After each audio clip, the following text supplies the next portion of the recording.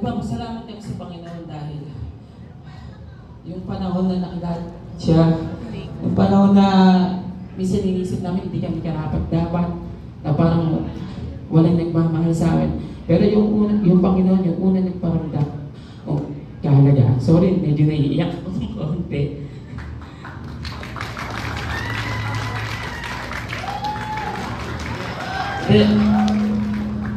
Mula nung nakilala ko kasi yung Panginoon, sinagot ako ni Faye, hindi, joke na. Hindi, ganun pala yun. Pag nakilala mo yung Panginoon, pinaramdam sa iyo ng Lord kung gaano kanya magre-reflect sa atin yun. Para tayong liwanag sa dilim.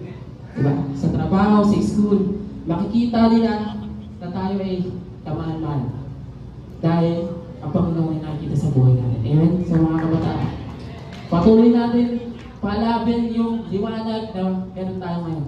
Sa school, sa work, saan man, pakita natin kung gaano tayo kamahal ng Panginoon para makita din nila kung gaano mabuti yung Panginoon sa buhay natin lahat. Hello, baby. Yung next song namin, another original song, gusto lang namin sabihin sa inyo kung gaano kayo kamahal ng Panginoon. Kahit anong mangyari, may nagpapahal sa inyo.